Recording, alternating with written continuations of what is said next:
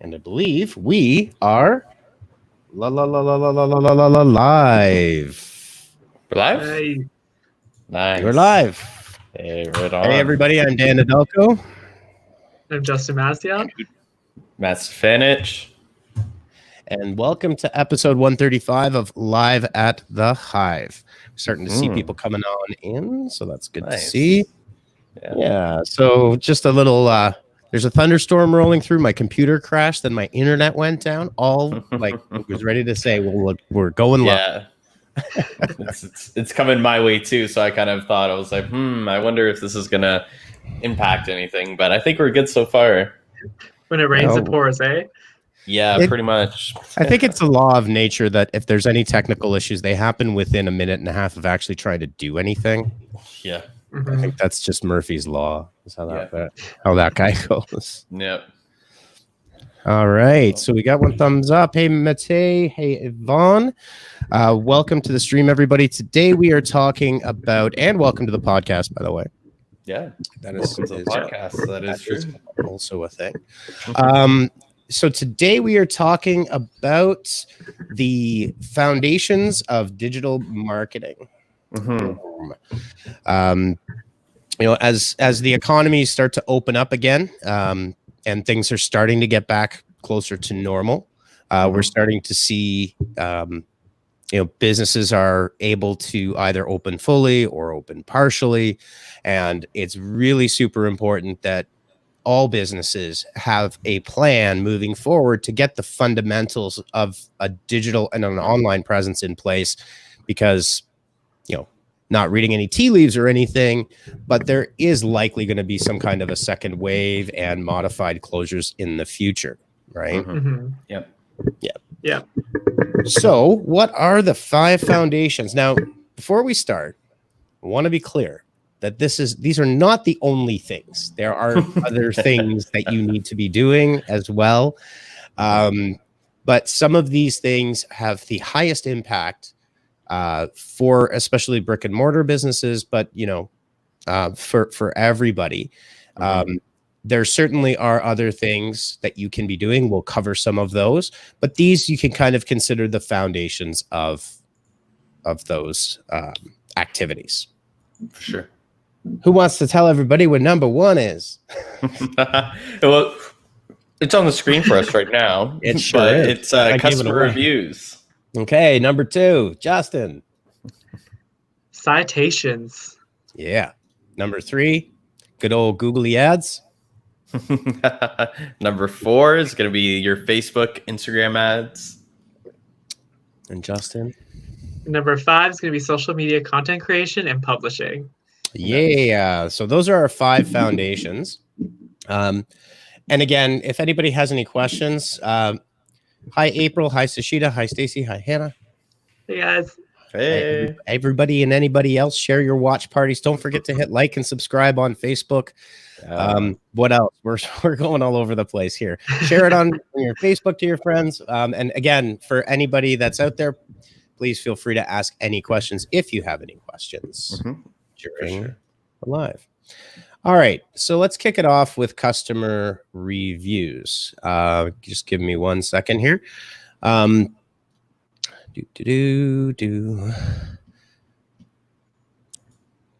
So customer reviews really took a shot in the arm with COVID-19, with the lockdown, right? People were buying online more than ever before. People were doing things like buying groceries online, right? Which a lot of people never had done. Just see here. Yeah, it really opened the door for a lot of kind of new ideas and new ways to purchase things that people weren't really used to pre-COVID, right? Yeah, absolutely.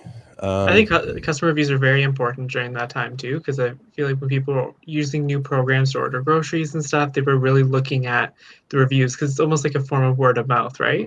Yeah, but then there's also this kind of flip side too, which is kind of interesting, because people are ordering stuff online more than ever, right? However, in the very beginning, Google shut off their reviews, right? So people were probably buying more things online from e-commerce stores, and people were probably loving the products. They were getting them quickly, faster than anticipated even. However, they couldn't share their positive experience or the flip side, a negative experience with the business because the reviews are shut off, right?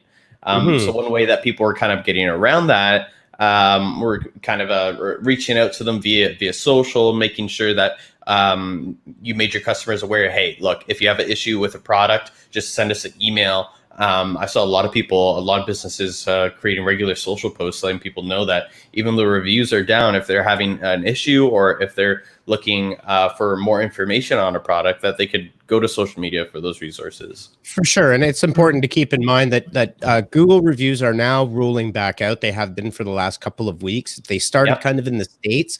And now we're seeing that reviews are again being published, so that embargo has been lifted. But that is a good point during that time. The other thing that's important is that there are a ton of review sites that exist out there. Facebook and Google are probably two of the largest.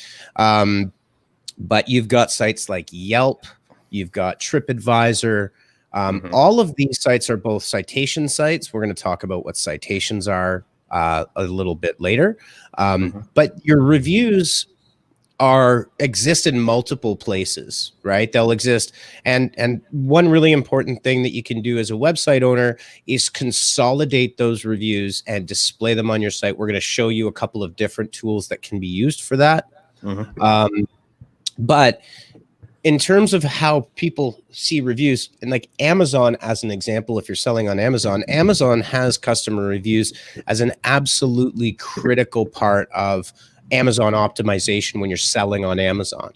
I think one of the other important things to highlight here is don't solicit fake reviews. If people see 5 stars, best product ever, and that's it. I don't believe it. It doesn't lend a lot of credibility, right? Yeah. So let's just look at some stats and why these reviews matter. They matter now more than ever before. They've always mattered, but I think it's a lot like pouring gasoline on a fire is really what the coronavirus lockdown has done. So people are researching a lot more. They're online, so they're seeing these things more than they ever have been. I actually talked to a client today. And an interesting story in the furniture space, saying how their customers are now researching heavily online, actually using a chat to text to talk to the sales team, and then they finally just go into the store to really just check and pick up. Nice, right? Yeah. So it's a very different world in terms of what's happening with these reviews. But so here's just some cool stats. 90% of consumers read reviews before even visiting a business. 88% of consumers trust online reviews as much as a personal recommendation, which I guess in a sense they are, right? Yep. 72% of consumers say that positive reviews make them trust a local business more. And again, having lots of reviews for your business and for your products, I think that's another thing too. If you sell consistent products, you want to have reviews on the product itself and overall on your business. Absolutely. And I think there's a point to bring up there where I think a lot of businesses, they obviously want to focus on everyone wants positive reviews. However, I think like the reason why people look at online reviews is to kind of get a better sense of that product's benefits or the limitations of that product. You know what I mean? Not every business is going to have the limitations of your product up on the website, right? So I think it's a great feature for businesses who are looking to either improve their services or get some good, I guess you could say, constructive criticism on their product or service. Sorry, Matt, I accidentally removed you from the stream for a millisecond. It's okay, no problem. No, that's a really good point. One thing I like too is I find Amazon now is giving incentives for people that use photos and stuff too in reviews, which is like a really big deal, especially with Amazon if you're buying anything like visual, like let's say home decor or something random like that. Yeah, for sure. It adds a certain sense of authenticity, right? I think a lot of people now are aware of people buying reviews even or having fraudulent reviews placed on Google, and it's a real problem for sure. So I think by including these unique images of from your customers, it just adds that sense of validity, right? Yeah, absolutely. And I think some, not all, but some businesses are somewhat timid, or some people aren't sure when is a good time to ask for a review. There certainly is a pacing to it that you need to kind of get used to. And this is a great article here from the Digital Marketing Institute on some of the benefits of online reviews, but they've got some good tips that are really great. Asking for reviews, like go cross platforms, right? Look for those reviews. In particular, so what they're suggesting is obviously LinkedIn recommendations, Facebook Business, Instagram, YouTube, Google, Yelp, Better Business Bureau, maybe. Yeah. My own opinion on the they charge a lot of money for a listing on the Better Business Bureau. Yeah, no doubt. But I think it's also important, like just as an example, you can find more casual ways to attract a review, say through Facebook Messenger, right? Or Facebook comments or Instagram comments. It's a more casual conversational tone that you can go to, and then simply ask that person if it's okay if you were to publish that, could you publish it as a review on Facebook, or if you wanted to, you could also publish it directly on your own website. And I think that's a really strong tactic to get your business those reviews that you want. Yeah, right? For sure. And I think utilizing tools like chatbots, like we've talked about in the past, it's a natural way to implement a natural conversation with your customers. So you have multiple touch points with the purchaser or with your client throughout the purchase process, right? So it's just not, your package has been shipped and you're good to go, and you kind of wait for like maybe a week for the package to get there, and then the next time you talk to them, it's like, hey, mind like leaving a review? I think it's more beneficial if you use a chatbot to kind of be like, your shipment is to give like shipment updates like we've seen in the past, right? Asking them if they have any questions with their product, are they satisfied with their product, and then ask them, look, we'd appreciate it if you left a review on our website or tell your story. You know what I mean? I think that's beneficial instead of just kind of leaving it for 2 weeks and then out of the blue popping in or sending them an email being like, hey, like, do you mind leaving a review, right? They might be a little bit more inclined. Yeah. Stacey has a great comment underneath saying like a lot of people look at reviews for like negative feedback to see how they respond and how quickly they respond to stuff as well, which makes a lot of sense. Like especially one thing I didn't notice that they had on the article was Twitter. I find Twitter, a lot of people use that for quick kind of little reviews because obviously it's more contained. But to see how quickly people respond to stuff like that is actually like a big deal. Yep. Absolutely. And oops, wrong one. Yeah, I think it's part of developing a conversational relationship with your customer, right? If you can develop that conversational tone with them, you can in fact solicit a review by simply asking realistic questions of your audience, right? For example, if a client purchases a product from you, give it 7 days, then send them a survey looking for their feedback. And within that survey, you can ask questions that lead to a review and then link to that as a formal review, and then give them you can give an incentive like entry to a contest, right? For your audience, so that they're able to feel that they're being listened to, right? Yeah, or even valued too. Like if you run a subscription business or something like that, you can set up an automated email where, say, if someone's been purchasing regularly, like maybe once a week or bi-weekly for about 3 months, send them an email, be like, hey, I appreciate your business thus far for 3 months. Just want to let you know, as a longtime customer, like, well, how do you feel about the product? Do you have any tips for us? Anything like that? We would love for you to leave a review, right? Totally. And I think this one's a really important, is working on the timing and finding the right time to get that review and to do that. Typically, I find a lot of businesses too will ask for reviews when I haven't even received the product yet. So maybe it's like something that they need to look at to see, like maybe it's some kind of delivery tracking to make sure that they actually have the item before they actually ask for a review.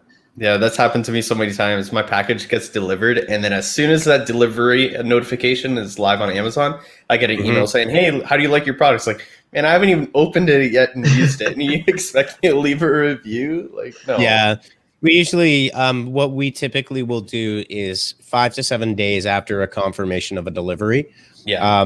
And then kind of saying, now that you've had some time with the product, we'd love to get your feedback. We'd love to know, what was the condition of the package on arrival and how are you liking it? And like I said, 4 or 5 questions with some kind of an incentivized offer for them, whether it's, 20% off on your next order or referral code for your friend, entry into a gift card giveaway.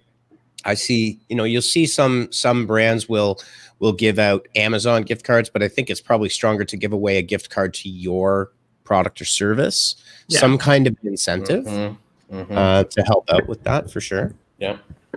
Okay, and we've got a bunch of pretty strong resources that we can share on customer reviews. But I am going to show you guys something here.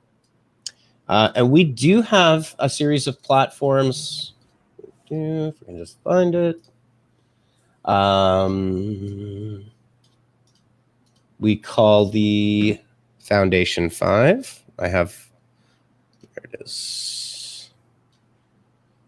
Sorry, I'm just organizing my tabs here. Just give me a second. I'll figure it out or I won't. One of the two. Just give me a second.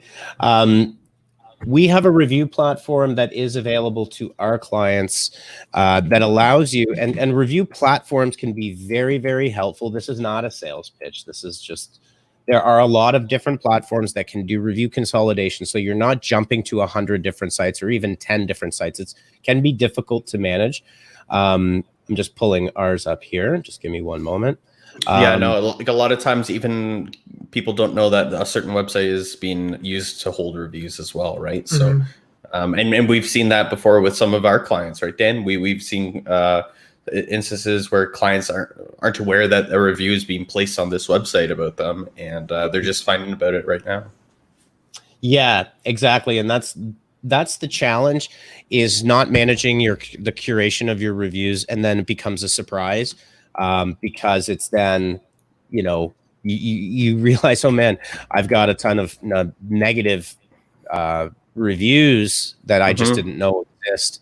And so there's a few different platforms, but this is absolutely one of the tools that we can offer. Allows you to log in and see the number of reviews, solicit new reviews, understand where they come from, reply and respond. You can see insights into, the types of sentiments your customers have. So again, using a platform like this, whether it's ours, there's quite a few different options out there in the world, ranging in prices. One's called Bird Eye. They're a little bit on the pricier side at, I think, $300 US per month per location. So that can add up real quick. But definitely consider these a platform to help you manage this. That's kind of the one big takeaway. Absolutely. Okay. All right. So moving right along, we should keep going at a steady clip. Okay. Next up is citations. Yes. So what are citations? Citations are formalized listings that exist for tools like Google Maps, Bing Maps, MapQuest. Yeah, MapQuest. Good one. MapQuest does exist, just for the record. Is it still going? Oh, it's still going. Yep. It's not, I don't know how much it's being used, but it's still going. And there are several types of citations. They're structured citations. They're listing entries in trusted directories, and you want these to be out there. And what it's called is the NAP, your name, address, phone number. Okay. And you definitely want to be curating these citations and making sure that your business is listed across several of these directories. And the reason is, here's an example of a Yelp structured citation, right? So this here on the, oh wait, am I sharing my screen right now? No, not right No. now. Right, there you go.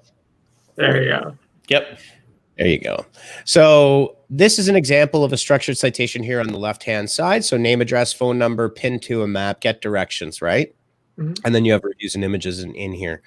And these are critically important because these are the types of listings that Google Maps will use for what's called the map pack, the local pack.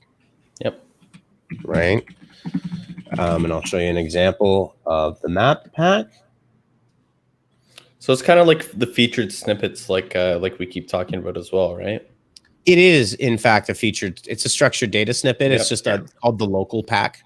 Yep. And you can see here that there's ours. And, you know, what the goal is so if someone types in Waterloo marketing, being number one on this type of a listing is extremely powerful. Yeah. And this citations will help you in your local business marketing optimizations. Also, having consistent business listings is extremely, extremely important because just as an example, if your business has an inconsistent business listing across several sites like Yellow Pages and Yelp and you know, some of these examples here, but in Google My Business as well,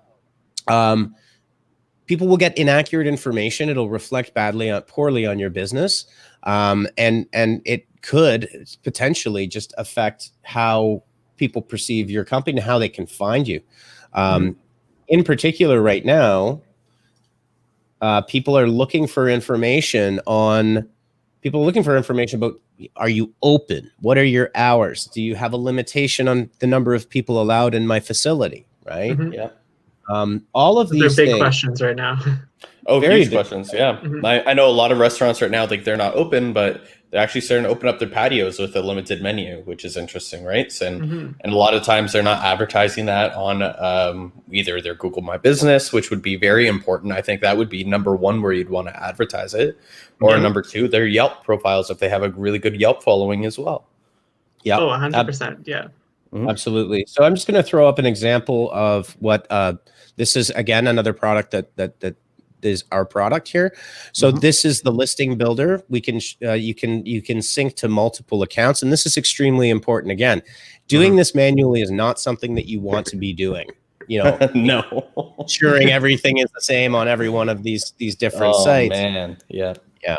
And you can see really what Google My Business is. And I know we talk a lot about Google My Business, and it's an important one because it is the modern day Yellow Pages. It is the number one window in for local businesses to get interactions with customers. And with Google My Business as a free tool, you can see like phone calls and direction requests, how many people viewed it. They also have Google My Business also has the ability to create posts to keep people up to date, right? And so what this listing sync tool will do is allow you to have one single source for your citation, push your listings out to 50 some odd sites, right? And then be sure that everything is in sync and allow you to get those Google local rankings up to speed. Right. Absolutely. Yeah. So there's a pretty decent, I'm not sure if the team has been able to put that up, but we've got an article there on what are citations, how you should be using them, how you can get more of them, and how you should be updating those kind of on a regular basis. Absolutely. All right. Foundation numero trois. Old Google ads. Awesome. Yeah. Google ads. Yeah. The dreaded beast. They're not as bad as people show. I know it's a bit of a beast, but once you're in there, you're good to go.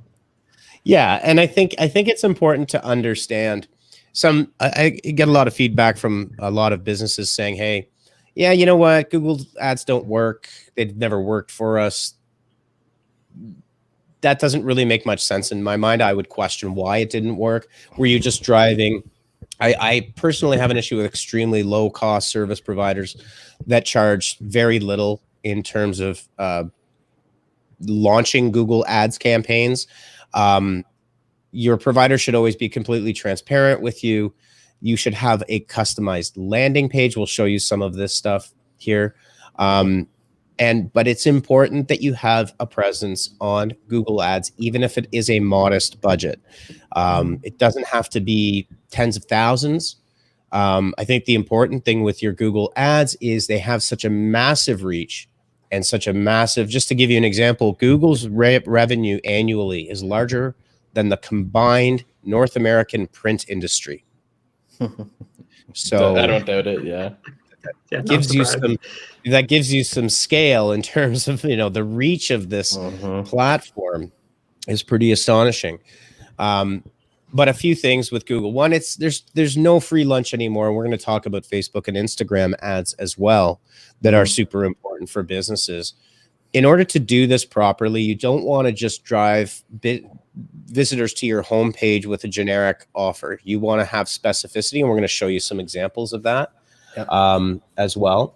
The other thing that you want to be able to do is give people something of value for their Google ads, for your Google Ads campaign, so you can acquire that lead. Matt, you've done a bunch of these types of campaigns, and yeah, for sure. And I think that's a really important point that you just laid out. Is that a lot of the times that we find out when we take over client Google ad accounts, we find that they're just putting up a generic ad leading to their homepage, which is pretty much detrimental to them, really, and it's not really helping them out, and it's kind of burning their money, so to speak. So it's really important to make sure that when a customer does give you that click, you have a really nice presentation of the product that you're wanting to show them, or the deal that you're trying to send their way, and then also kind of making it more clear and kind of more of an introduction, right? You don't want to blast a whole bunch of information in their face at once. You want to make sure that you're giving them the information that they clicked for, which is very important. It definitely has to be a bit more specific. You have to be like, okay, like this is actually something that we're going to promote. Even if it's evergreen, you just have that item, send that to the item always. You don't want to overwhelm them with a bunch of information.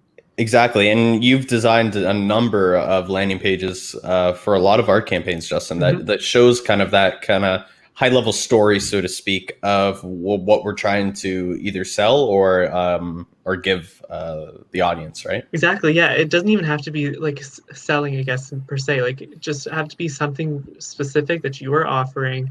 That's maybe it's like, I don't know, a T-shirt that you're selling, just something specific. Send it so it's not confusing people.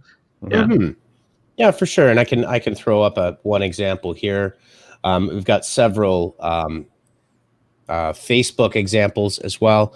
But what we're doing here is tracking through a June special for free local delivery for a client here. And you can see that when we track the conversion rates and the number of conversions, a conversion is a lead that has requested a quote in this particular example. So the offer is there, the offer is specific, and it has value to those individuals. That's what you need to be really doing, and having a very specific message. And it can be very simple as well. It doesn't have to be overly elaborate in order to be effective. Yeah. And I feel like a lot of people, even salespeople, I mean, if you have someone who is versed in sales and they're doing your marketing for you or your Google ads, sometimes it gets a little bit too salesy, a little bit too much copy in there. You know what I mean? It's you need to keep it light for them, because it's going to be a click, a good couple seconds of scrolling through the landing page that you have. And then it's either going to be you've convinced them for a conversion, or they're just way too overwhelmed and they're going to go somewhere else where it's a little bit more kind of easy for them to get where they need to be. Yeah, absolutely. And I think it's important to understand, solve your customer's problem via your advertising with the idea that you're going to generate that lead. The simplest way to kind of express this is, if you acquire that lead somehow, whether you have MailChimp or ActiveCampaign or, interestingly enough, Facebook is starting to roll out their own email marketing platform in Facebook. It started rolling out in the US today, so it's interesting to see what'll happen. But whatever it is, if you can acquire that contact information, that's going to allow you to not have to pay Facebook or Google in order to acquire those new leads. You can then nurture at no cost. So in your advertising strategy, get that lead into your database. And you do that by giving people something of value. Okay. One last point before we move on Google is there's Google search, there's Google responsive display ads, which are incredibly powerful ads that can do what's called the run of the Google network. And you have an incredible capability to reach people. So adding this into your marketing mix is absolutely critical. You could be doing all sorts of other things. And yes, SEO is very important. Your email marketing is very important. But at this top level of the funnel, having some resources devoted to a Google and a Facebook strategy is really key to success. Absolutely. And just a final point for small business owners or for even students, because I know quite a bit of small business owners and students watch and listen to the live. There's a lot of resources out there for you on the Honeypot website, on previous Live at the Hive episodes, or even Google and YouTube on how to get well-versed with Google Ads, the platform, as well as future platforms that will be released by them as well. Yep, absolutely. I just want to say hi to Ken and Rory who joined the stream. From my watch party. So let's move along. Yeah, absolutely. There's tons of resources. And if you are a business and you have a question or you're struggling, feel free to reach out to us. We can give you some advice and give you some help on that front if Google can be a little bit overwhelming in terms of how it works. Really. All right, moving right along to everybody's favorite Facebook and Instagram ads. Yeah. So Facebook and Instagram ads, incredibly powerful. I think another thing that's important to note is that especially during the coronavirus lockdown, and this goes for both networks, it's a little bit more substantial on Facebook and Instagram. The cost per impression and the cost per click have decreased anywhere from 30 to 40%. It depends on the industry, obviously. But the important thing to understand here is that as people have been in lockdown, Facebook has seen an incredible rise in their monthly active users and how those users are interacting. Social ads and Google ads, I think, are two different animals. Approach it differently. One of the things, like this example here, is an example of what we call a lead generation campaign with a lead magnet. Quite successful, and really what it was is giving people a guide to DIY saunas, the health benefits. This was actually run during the winter months. Generated a substantial number of leads for the client, and turned into several sales from there on the sales side.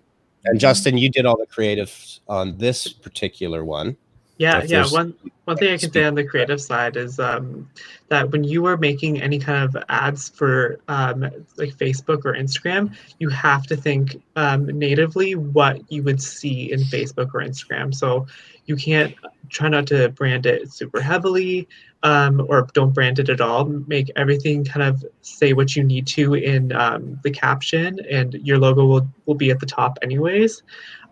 Just think of like, what would someone actually post on Facebook, or what would someone actually post on Instagram, and what would people what would intrigue people. So like for this one, for example, we just had beautiful photos of someone in a sauna, and it worked because that's something you would normally see on Instagram, is just like this nice photo of a sauna. Then you're like, oh my God, where would I get this? And then you would click through, right? Because you notice that it's an ad.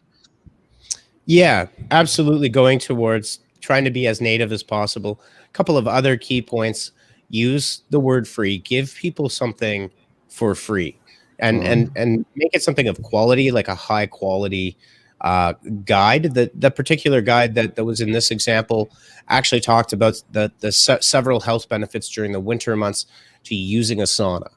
So people have questions about it. Are there health advantages? What can we do? And then also, for anybody in this type of space, I think it's important too, is that during this time, people are looking at, so anything interior decor, anything to do with house and home. People are really taking a hard look at, hey, you know what? I'm going to turn my home into my cottage. I'm going to turn it into the place where I can vacation, right? Because I don't have a choice, right? At certain points.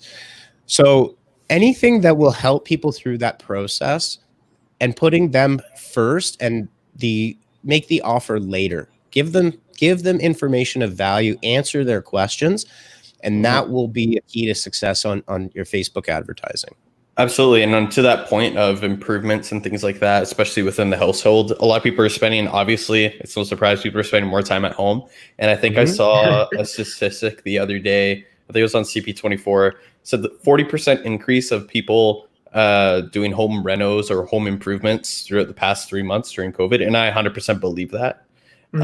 So it's definitely to that point, Dan, people are going to be looking for those. And if you give them a free asset that kind of explains how they can do it, what you offer and how you can help, they're going to be really, really grateful for that for sure. Yeah, totally. Okay, last point on Facebook and Instagram ads. Obviously, we can't do a deep dive into this, but this is like the fourth foundation of your digital marketing plan are those Facebook and Instagram ads. And I just want to point out that story ads are incredibly, incredibly effective. Facebook and Instagram stories. Yep. They're less expensive, and Facebook has explicitly said that this is the story format is what they're focusing on. So it gets more features. You can have more interactivity. You can do lots of fun things. You can make your brand a lot more casual, right? You can do polls and questions and really get that engagement rolling using that format within your overall digital marketing strategy. And again, you're trying to reach people across multiple platforms to develop those relationships with them. And that's kind of the entire goal of all marketing. Yeah, and those story ads also apply to Instagram because you see a lot of that, and you can have the same functionality, which is really nice. If you're already making it for Facebook, you may as well shift it over to Instagram. Yeah, pretty much, right? Yeah, for sure. And I think the other thing to keep in mind is different platforms have slightly different features, right? So as an example, Facebook, you can use a bit more copy, right? Twitter, be very brief, right? LinkedIn, be a little more professional. I've got a really good LinkedIn, oh my gosh, brain fart, SlideShare. Jeez, SlideShare.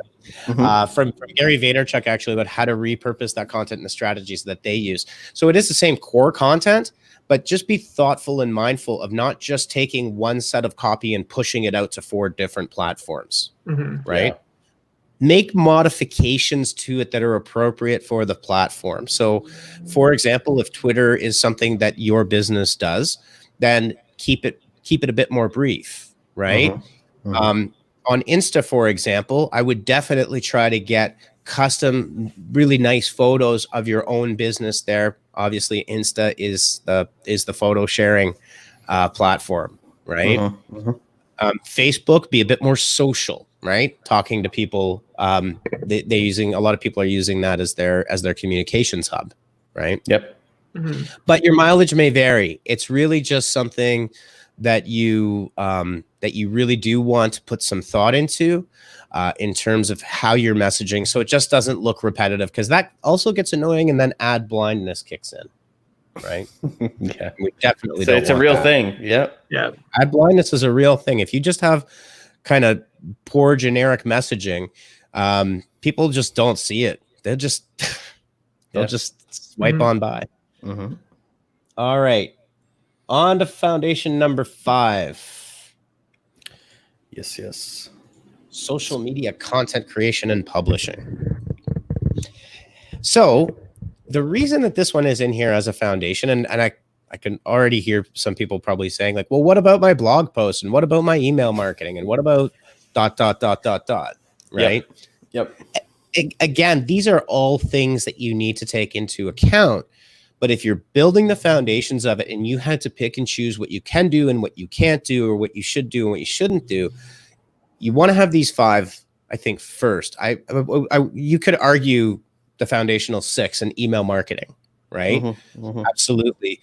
But social, you'll get a lot higher value out of putting out social content that is good and then using that Facebook and Instagram ad program to grow your reach, right? Yeah. For a lot of businesses, it's on fire. There's just so much interactivity. People are shopping on social. People are communicating on social, right? So I think this is where things come in, and you know, Justin, I know you do a ton of work on this in this area, but creating, you know, engaging quality social content can be tricky, right? Yeah, it definitely can, because it's definitely, you need to be tailored to which one you're working with, right? Especially now with new ones like TikTok, you really have to know that it's going to be video. You can't just put that image there that you've been using for Instagram before either. There's a lot of kind of variables that you need to think about. Like Instagram is going to be always that kind of pretty visual. Facebook, you're allowed to go a bit more bloggy with it, and people like that. Again, like LinkedIn, be as like professional as possible. You're not having that beautiful like landscape won't always work. That kind of thing. Yeah, and I don't know if Stacy or someone on the content team, Stacy's put together several templates for businesses to help them put together a social media strategy. Again, repurpose your content, make it valuable for your end audience, especially on social. Go behind the scenes. If you have new inventory arriving, if you're opening up, shoot a short video, publish it. Go live for 5 minutes, right? Sending a message to your customer base. And we've also got this very good Sprout Social piece of anchor content and lots of links into crafting your effective social media content strategy. And you want to keep things fresh. You want to constantly be coming up with new ideas. And I think the most important thing to really keep in mind, and it's tough. It's tough for businesses. Don't overproduce your social content. You don't need to. If you get stuck in having to create the perfect production every time you want to post to Instagram, you're going to be putting a really big roadblock on yourself. For sure. Right. Yep. You get anything in the recent generations of iPhones or Android devices or Google Pixel devices, and you've got an astonishingly high resolution camera and video camera in your pocket. Right? Yeah, comparatively, like to before. Like if you look at like again, going back to TikTok, a lot of the most biggest videos are literally that little horrible camera that's on the phone, but people love it, and it's more it feels like more like every day, like that's what you would use, that's how you would see it. So it feels more like towards you, more personal. Yeah, for sure. And there is a place. Stacy's got a few comments here. Social gives you the opportunity to speak about how your product helps make your customers' life easier. Stay away from specs. That's right. Start with the why. People will figure it out. That's the famous iPod example from years ago. I don't know if you guys, if I'm generationalizing myself too much here, aging myself. When the iPod came out, this will be one final anecdote because we've gone a little bit over. When the iPod came out, there were several leading MP3 players on the market, and they were all like, I can't remember. I think it was like 32 gigabyte SSD, flash, whatever, right? And all the specs came out. And Apple came out with the iPod. I think it was the playlist of your life, but 1,000 songs in your pocket. And everybody went, oh, like nobody cared about the specs. Nobody knew what those, like the majority of people, unless you're a gearhead, knew what those specs meant. But having 1,000 songs in my pocket, well, that makes sense. That makes sense. That's to me. Awesome. Yeah. Right? And it was a magical thing. And then the next campaign that came out, and this is part of Steve Jobs' brilliance, the next campaigns that came out were the playlist of your life. And there's like literally Barack Obama had he shared his playlist on an iPod. Like, I mean, you have that president of the United States showing your product with it in his hand is a pretty powerful message, right? For sure. So, and then lastly, Stacy saying higher production value usually comes off as less authentic. I think that's true. It can. Yeah, there's a weird line with with that, because if you want to look as professional as possible when it comes to certain companies, when it comes Mhm. to, I find when it comes to stories, you can be as casual and authentic as you possible, because there is a level of like professionalism that people want to see in a business, right? I think you want to have a healthy mix of both, Yeah. right? You don't Yeah. you don't want to if you overproduce like an Instagram feed and someone goes and looks at your feed and it just looks robotic, that's not going to help you, right? And if your print work is garbage, right, then that also isn't good. But I think it's like it's like a time and a place for each type of content, but you certainly don't need to overthink it and overproduce it and overdo it. I mean, look at Live at the Hive, right? Yeah. We do things off the fly all the time, and I think it's actually good because it shows a more human brand to a marketing group. When I think what a lot of marketing agencies do is they have this website with a beautiful gigantic banner of a bunch of random hipster people in an office place high-fiving or something. It's like kind of all the same messaging, right? Yeah. Yeah. It gets stale. And marketing agencies are people driven Yeah. entities. Anyhow. Wow, Yes. people. Yeah. How about that, eh? Yeah. All right, everybody. Well, those are the 5 foundations of a digital marketing plan to get started. And once again, obviously, there are things like SEO, long form content creation, webinars, live streams, everything else. But if you're going to get started, start with the fundamentals. I kind of analogize this to working out. And this is where people, I think, get modern marketing wrong is we did a campaign is kind of like saying, well, tomorrow morning, I'm going to go out and I'm going to work out nonstop for 8 hours. And what's going to happen if I do that? I'm going to be out of commission. I won't be able to walk for like 2 weeks, right? Not in good enough shape to do that. As opposed to saying, I am going to run every morning for 1 hour, right? Yeah. As I start doing that, or maybe I'll run for half an hour and then 45 minutes. And then, I'll slowly build up my muscle memory for being able to do this. Marketing in 2020 is exactly the same thing. It is being consistent. It's getting good at it. It's becoming confident. It's understanding how to use these platforms to your benefit in an integrated way and not getting lost in this confusing myriad of, because I just get the sense that a lot of the world is really baffled by all this stuff, right? Yeah. Oh, do I need a YouTube channel today? And then they do there's a YouTube channel that's live for a week and then it's dead for the rest of the time. It's about pacing things out and getting good at it and being able to use these tools in a rational way to achieve the goals of your business. And I think that's with that. Oh, we got 10 people on the live now. My numbers just all right, and my friend Paul Simon just joined as well. Hey guys, how's it going? Hey. School together. That's a generation ago now. I got just for the record, I got told by my 11-year-old that I should go to the old folks home soon. Oh no! Throwing shade at me all over the place. That's okay. I'm gonna knock him in Fortnite. I'll beat him up a little bit. There you go. That's how you get them. That's right. That's how we do in this household.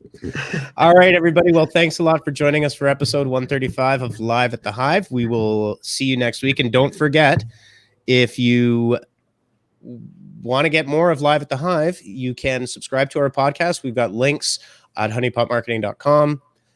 We are wherever you listen to your podcast, Apple, Google, Deezer, Weezer, Spotify. We're all over. Wherever fine podcasts are listened. That's right. Wherever your fine podcasts, you can subscribe to Live at the Hive and get that edition. All right, everybody. Well, have a great weekend, guys. It's going to be supposed to be a beautiful, hot weekend. Yeah. Good Father's Day weekend for sure. Happy Father's Day to all parents out there. Yeah. Paul's saying, great job, Dan. Thanks a lot, Paul. I appreciate that. We've had less than stellar moments on Live at the Hive, but today worked out. And Paul might not realize this, but like a minute before we went live, my computer blue screened. Yeah, my internet went down. Oh man! With thunderstorming outside, it was like just gonna wait for something to blow up. All right, guys. Well, have a great weekend. Enjoy the hot weather. And we will see all of you next week on Live at the Hive, episode 136. Alrighty. See you. See you guys. Peace.